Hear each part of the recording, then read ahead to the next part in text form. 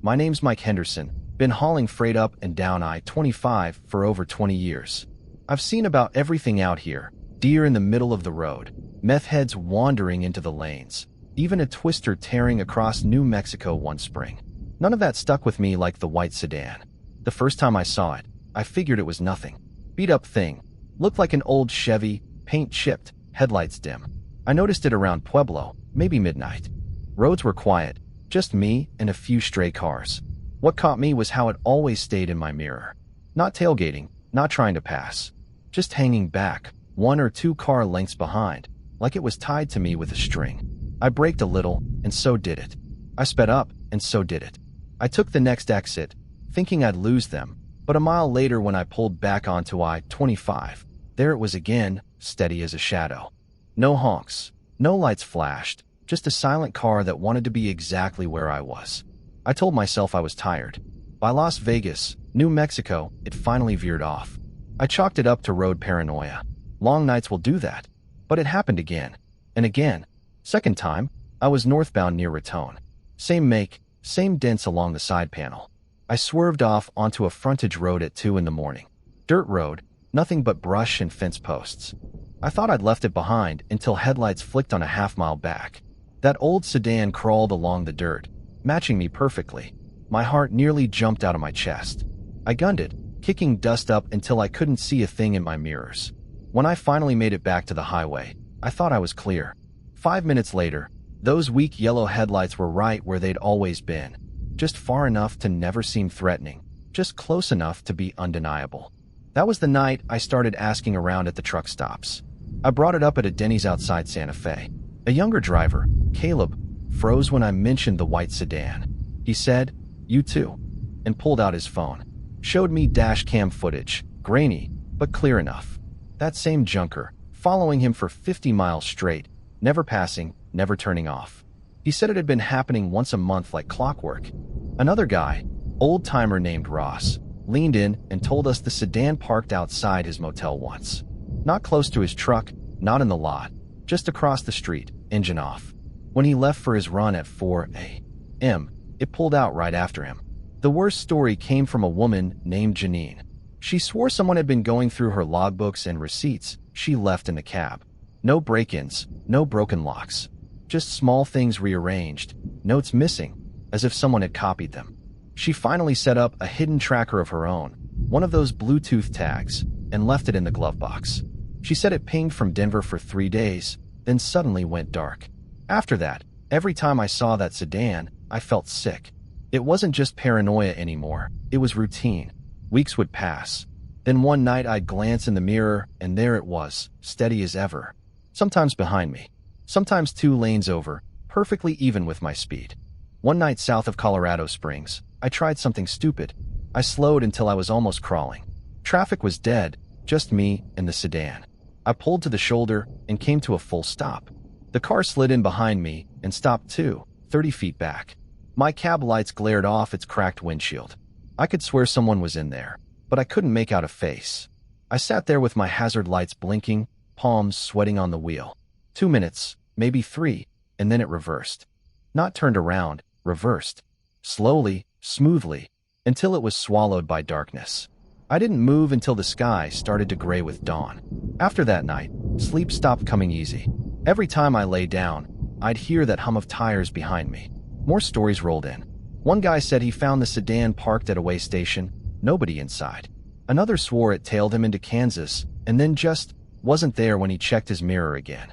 A buddy of mine, Jorge, claimed he spotted a camera lens poking out of its busted grill. It wasn't just following, it was watching, collecting. The strangest part? Nobody ever saw it up close. No one ever described the driver. No plates, no brand sticker, no detail that tied it to any one person. Just a beat-up white sedan that shouldn't have been able to be everywhere at once, but was. I tried reporting it once. State trooper at a rest stop laughed, said half the weirdos on the highway drove junkers like that. Without a plate, there was nothing to file. That was the last time I tried to bring law into it. Now it's been months. Sometimes I go weeks without a sighting and start to believe it's over. Then I'll be hauling up near Trinidad at 3 a.m., moon hanging low, and I'll catch those faded headlights in my mirror. My stomach knots, my chest tightens. It never rushes me, never honks, never runs me off the road. It just waits. I don't know what it wants. I don't know who's in there. But I do know this. More and more of us are seeing it. Different routes, different times, same car. It's not just me losing it. It's a pattern. Sometimes, I wonder what happens if it ever does get closer. If one night it finally decides to pull alongside, roll the window down, and let me see the face inside. But it never does. It just lingers, always out of reach, always on the edge of headlights, always reminding me that no matter how far I drive, someone already knows where I'm going, and they've been keeping track.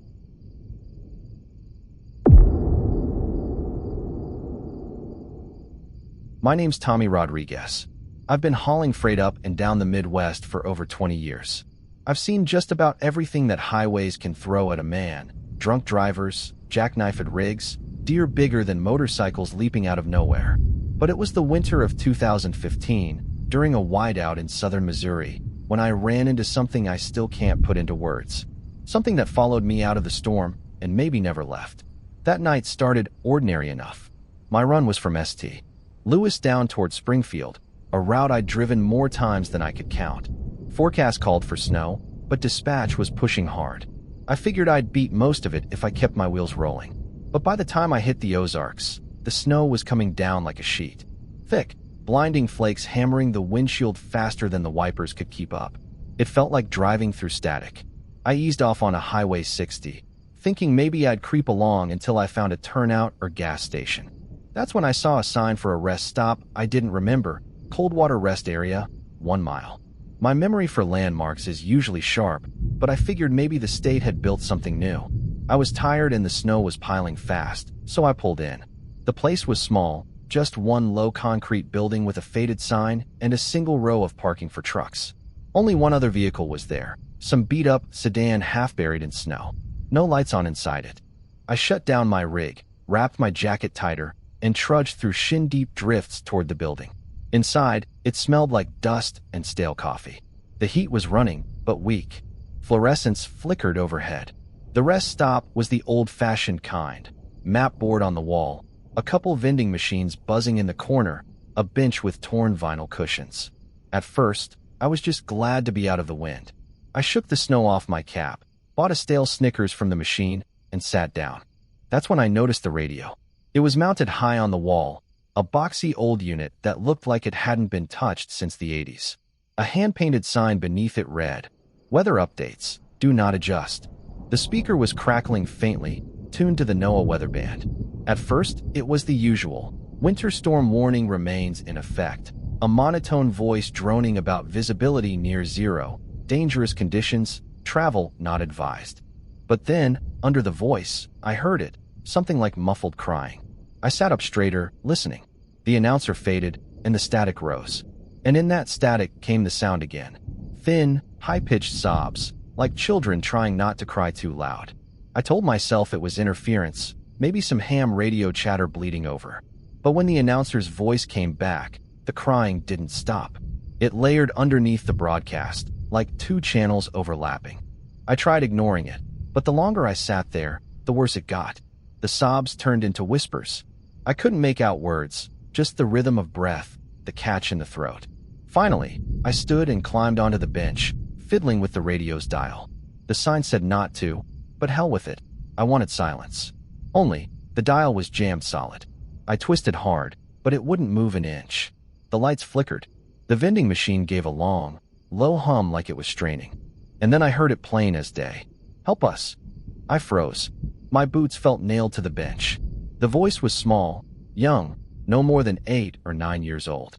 I scrambled down, heart hammering. The crying grew louder, filling the little lobby like there were kids hiding under the benches. I checked the bathroom doors, both empty. I went outside, scanning the snow, calling out. Nothing but the storm roaring back at me. When I returned inside, the cries had changed. They weren't random anymore. They rose and fell in unison, like a group. And then came the whispers, threading together into words. "They're coming. Don't let them find us." I swear my blood turned cold. I tried shutting the radio off, but there was no power button. Just that frozen dial and a speaker that hissed like it was alive. I yanked the plug from the wall socket. only to realize it wasn't even plugged in. The cord dangled loose, cut at the end. That was when the temperature dropped. It had been chilly before, but suddenly it was like stepping into a freezer. Frost crept across the inside of the glass doors. My breath fogged heavy. The vending machine lights dimmed until the candy bars inside were swallowed by shadow. And through the frost on the glass, I saw them. Small shapes, moving just beyond the door. Pale, child-sized figures pressing their hands to the glass, their mouths open in silent sobs. The frost bent their faces out of shape, but I knew they were looking right at me. I staggered back, my knees nearly giving. Every instinct screamed to run, but where? Outside was worse. The whispers surged again, pouring from the radio, the vending machine, even my phone in my pocket though it was powered off. Overlapping, desperate voices. Don't go out. Don't stay. He'll see you. He'll hear you. He's hunting. That last word rattled me deepest. Hunting. The air pressure seemed to change, a weight pressing down on my chest. From outside came a new sound, deep, heavy footsteps crunching in the snow. Not quick, not rushed. Slow, deliberate, circling the building. The children's whispers grew frantic. He's here. He'll take you. Don't listen. My body moved before my mind did. I bolted to the truck, fumbling my keys, slipping in the drifts. The footsteps were closer now, but I couldn't bring myself to look. I hauled the door open, slammed it behind me, and jammed the ignition. The engine coughed, nearly died. I pounded the dash, praying. Finally, it roared to life. But the radio came alive too. Not the wall unit this time, my rig CB. Static erupted, and under it the same crying, now sharper, piercing. I screamed, ripped the entire unit out of the console with shaking hands, wires sparking. I hurled it onto the passenger floor. The crying cut off. I didn't wait. I threw the truck into gear and gunned it, tires spinning, snow spraying. The storm swallowed the rest stopped behind me. I drove blind, heart hammering, until eventually the snow eased and I found myself back on Highway 60. No sign of Coldwater Rest area on any map since. No mention in state records. When I asked other truckers later, none had heard of it. But that wasn't the end. Even now, 10 years later, I'll be sitting in a diner during a snowstorm or holed up in a motel on a layover, and I'll hear it. A faint sobbing through the static of a TV when the channel's dead. A child's whisper buried in the hum of an old fridge. I know what it means. The storm marked me that night. Someday, when the weather's bad enough, I won't be able to outrun the crying. And when that happens, I think the hunter will finally find me.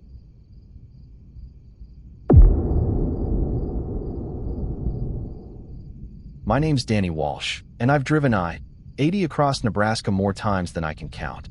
It's a straight shot, flat land, endless fields, the kind of highway where you measure time by mile markers instead of towns.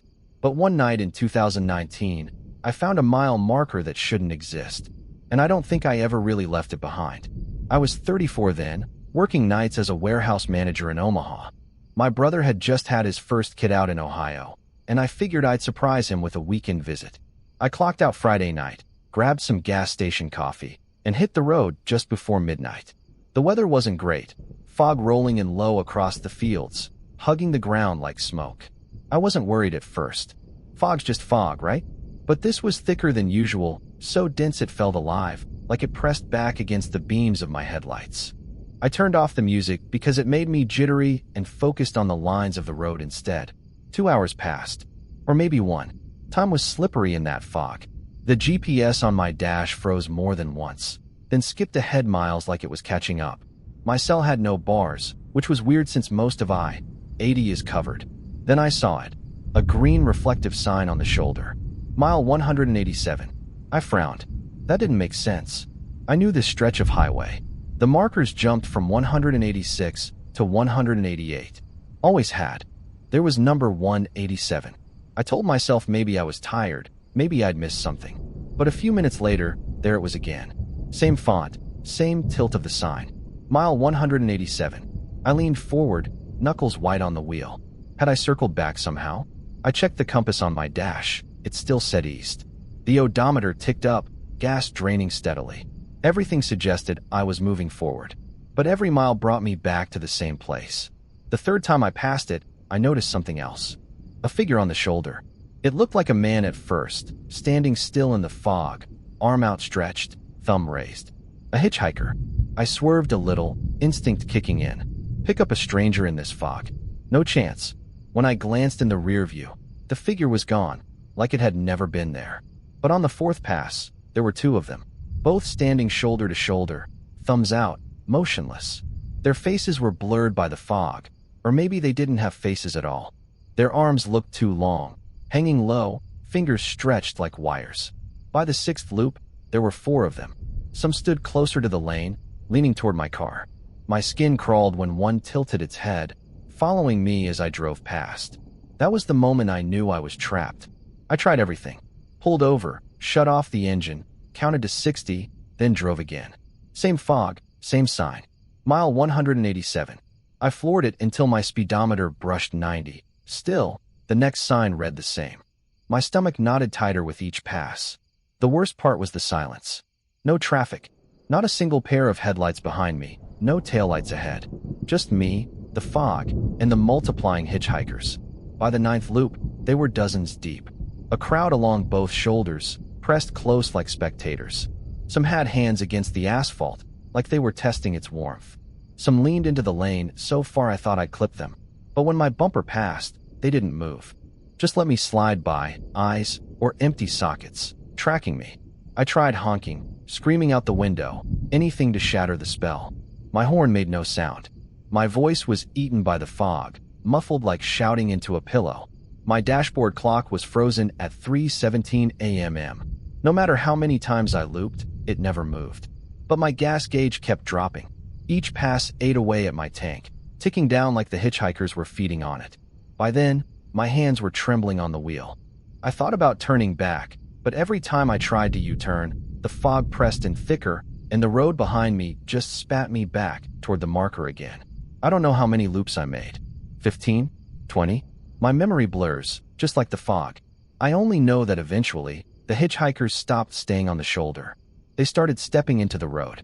First just one, its arm brushing my side mirror as I swerved. Then several, closing ranks. Long hands pressed against my passenger window, leaving smears of condensation like frost. One bent down low, its head level with my side window. I refused to look directly, but in my periphery, its face was nothing but shifting shadow. I lost it. I floored the gas, plowing through. My headlights cut through their bodies like smoke, but I felt the car shudder as if I'd hit something solid. The steering wheel jerked in my hands. My tires squealed. I thought I'd spin out and die right there. And then, suddenly, the fog broke. I burst into clear night air, the stars above sharp and cold. The next sign read mile 188. I didn't breathe until I hit the next exit. I pulled into a truck stop and sat there shaking, my engine still running, tank nearly bone dry. The clock on my dash jumped from 3:17 to 6:41.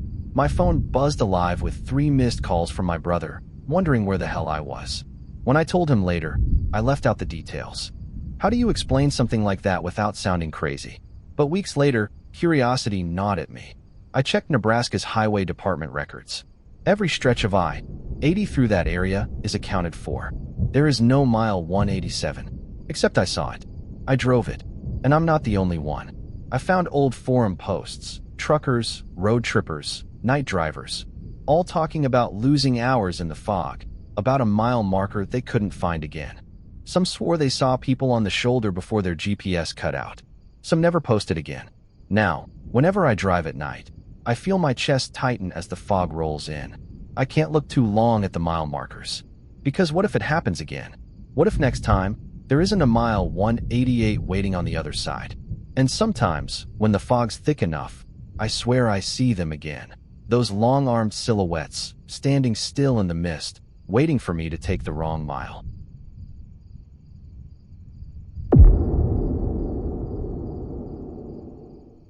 My name's Jake Morrison. Been running long haul since the late 90s, and I'll tell you straight. Most nights on the interstate blur together into the same empty ribbon of asphalt. But there's one night I can't forget. I'd been pushing a brutal 14-hour stretch through Kansas, hauling dry goods east. Dispatch wanted me in Topeka by morning. I was running on fumes, my eyelids like lead, fighting the kind of exhaustion where you start drifting across the lane without even realizing. Every trucker knows that edge. One more hour, "1 more mile, until you can pull over." That's when I saw it. A sign lit up the foggy night like a beacon. "Sunset Ridge truck stop. Next exit." I slowed down, squinting. I'd driven this route plenty of times, and I knew the stops by heart. There was a Love's 40 miles back, and a Pilot coming up past Topeka, but nothing in between. No Sunset Ridge. But the sign glowed warm against the cold highway. My body ached. My hands cramped on the wheel. My stomach growled. I figured maybe it was new, something I hadn't noticed. I took the exit. The truck stop rose out of the dark like a postcard, a spotless building with bright glass doors, a well-lit lot with perfect lines, even a few rigs parked neatly in rows. The canopy lights over the pumps glowed like it was daytime. I rolled my Peterbilt into a spot. The asphalt looked brand new, no cracks, no oil stains. Too clean. Inside was even stranger. Everything gleamed. The floors, the chrome coffee pots, the glass over the food counter. Not a smudge anywhere. The shelves were perfectly stocked, each candy bar and bag of chips lined up like in a photograph. And yet, the longer I looked, the more wrong it felt. The branding was off. The ketchup bottles said Hunt's, but the logo was slightly slanted.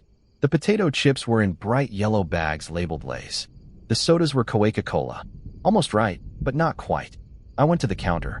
Behind it stood a clerk in a red vest, smiling wide. Too wide. His teeth were perfect and straight, but his eyes were pitch black, like polished stones. "Evenin', Jake," he said. That stopped me cold. I hadn't told him my name. "You look beat." "Coffee." My throat was dry. The smell of the coffee was rich and warm, better than anything I'd had in years. Against my better judgment, I nodded. He poured me a steaming cup and slid it across. The first sip was heaven. Strong, smooth, perfect temperature. For a moment, the exhaustion drained out of me, replaced by a strange, buzzing clarity. But as the warmth spread down my chest, I realized something was wrong. My tongue felt numb. My lips tingled like they were going to sleep. And when I set the cup down, my hand looked pale, almost translucent under the fluorescent light. I backed away. "What the hell is this place?" The clerk's smile never wavered. "Just Sunset Ridge, Jake. Best stop on the highway. Everything you need." My eyes darted around. The sandwiches under the glass looked waxy, too perfect. The hot dogs rotated endlessly, but they weren't shrinking or browning, just spinning in place, plastic shine on their skins. And then I noticed something that made my stomach drop. The other truckers. They sat scattered at tables in the diner section. At first glance, they looked normal, ball caps, flannel shirts, coffee mugs in hand. But when one turned his head, I saw his face was blank, smooth skin where his eyes and mouth should be. Another stood slowly, stiff as a mannequin, and walked toward the restrooms, movements jerky, mechanical. I stumbled back, knocking the cup over. The coffee spilled across the counter, but instead of dripping down, it spread flat, like oil across glass, shimmering dark.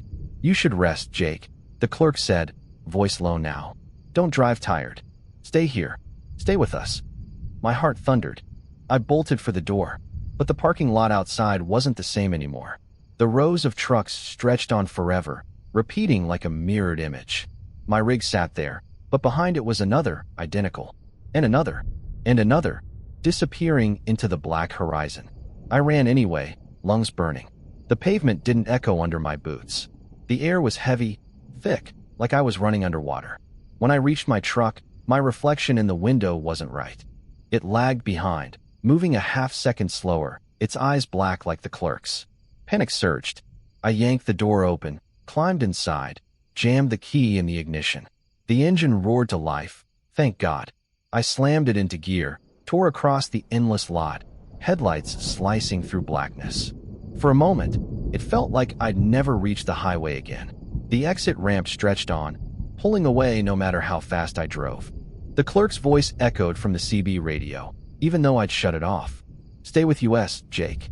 You're so tired. You don't need the road anymore." I screamed and ripped the CB out, wires sparking.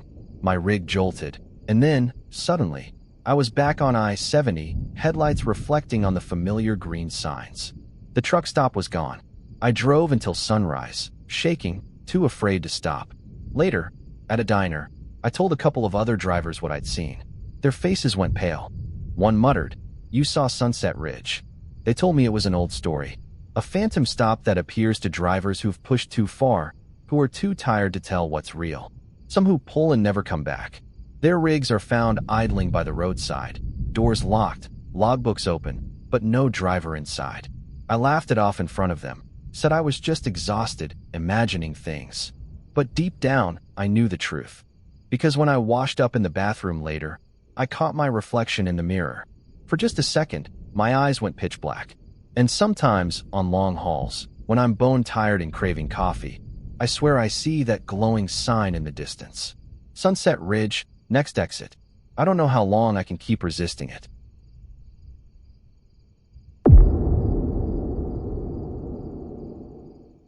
My name's Rick Martinez. I've been hauling freight up and down the Midwest for close to 15 years. I've hauled it all: produce, steel coils, even carnival rides once. But there's one job I wish I'd never taken, one that ended my career and put me where I am now. They say I imagined it. They say I cracked under pressure. But I know what I heard, what I saw, and I'll take it to my grave. Some cargo is alive. It started in Detroit. I was between contracts, desperate for work. Divorce will drain you fast. Child support, rent, fuel, everything hanging by a thread. So when a guy approached me in a loading yard, offering double pay for a run to St. Louis, I didn't ask too many questions. The cargo was a refrigerated crate, bolted shut, the size of a small car. Medical labels plastered all over it. Hazard signs, bio logos, warnings in 5 languages. One stuck out: keep sealed. Do not open under any circumstance. Temperature must remain below 35 degrees Fahrenheit. The man handing it off wore a white coat, but he wasn't friendly. He avoided eye contact, signed no paperwork, just handed me a fat envelope of cash and muttered, "No stops, no delays. Don't touch it." I chalked it up to shady pharmaceuticals. Black market organs, maybe. Not my business. I hitched the crate in my trailer and rolled out. The first hour was fine. The hum of the refrigeration unit was steady, a low drone behind me. But somewhere outside Toledo, I started hearing something else. A faint scratching. At first I thought it was road noise, maybe a loose strap. But the scratching was too regular. 3 short scrapes, a pause, then 3 more. Like fingernails on metal. I cranked up the radio to drown it out. Country music, then news, then static. The scratching bled through it all, soft but steady. By the time I hit the Ohio border, the scratching had changed. It wasn't random anymore. It was shaping itself into something like a voice. Help! I nearly veered off the road. My throat went dry. I told myself I was hearing things. Lack of sleep, imagination. But the voice came again, faint, muffled, as if from inside the crate. Please help us. I pulled into a rest stop, heart racing. I climbed out, circled the trailer, checked the locks.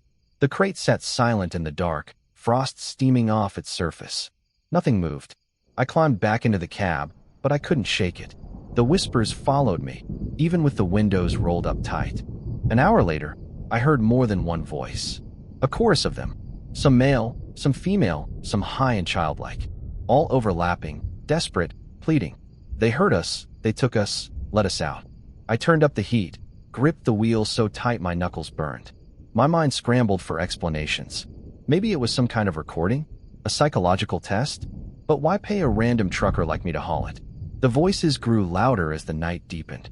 I tried talking back, telling them to shut up, that I didn't know what was happening. And they answered, "Rick." Hearing my name nearly made me slam the brakes. I hadn't told anyone. I hadn't signed paperwork. How the hell did they know? By the time I crossed into Indiana, I was shaking. My head throbbed from lack of sleep. Every few minutes, I'd glance in the mirror, half expecting something to claw through the trailer doors. Around 3 a.m., I couldn't take it anymore. I pulled onto a deserted exit ramp, grabbed my crowbar, and marched to the back. The whispers hissed louder as I approached, swelling like a hive of bees. My hands trembled as I loosened the first bolt. Frost curled off the steel, fogging my breath. "Please, open it, Rick. Save us." I ripped the bolts free, swung the door open, and aimed my flashlight inside. At first, all I saw was fluid. A translucent, milky suspension, glowing faintly under the trailer light. Bubbles drifted lazily. Tubes snaked into the liquid, and suspended in that pale soup. Bodies, dozens of them. Men, women, children, their skin waxy and pale, their eyes half open, all floating weightless, their mouths opening and closing like fish. Their hair drifted in the fluid like seaweed. I stumbled back, gagging. Then their lips moved in unison. Not whispers anymore, but a single, piercing voice that cut straight into my skull. Hungry. The temperature dropped. Frost laced across the walls. My breath smoked thick. And suddenly, the bodies weren't still anymore. Their eyes snapped wide. Their hands pressed against the glass inside the crate, fingers splayed, skin pale and slick. The voice multiplied, layered and inhuman now. Open more. Let us out. We are so hungry. I screamed, slammed the door shut, and bolted it with shaking hands. I didn't look back. I floored it, tires screaming, the whole trailer rattling behind me like something alive was thrashing inside. By the time I reached St. Louis, I was wrecked, bloodshot eyes, dry throat, nerves shredded. I stumbled into the drop yard, yelling for someone to check the crate. Security came, men in suits. They pried it open while I watched, heart pounding. Inside were sealed medical refrigeration units. Just machines. No fluid, no bodies. No whispers. They looked at me like I was insane. That's how I ended up here, in this place with white walls and locked doors. They say I hallucinated, that I cracked from stress. My ex-wife thinks I lost my mind. The doctors give me pills that numb the edge, but they don't stop the whispers. Because late at night, when the hall is quiet and the lights flicker, I still hear it. Scratching in the vents. Voices bleeding through the walls. And I know there are other drivers out there right now, hauling crates just like mine, listening to the whispers, feeling their sanity fray. Sooner or later, one of them will open the door all the way. And when that happens, God help us all,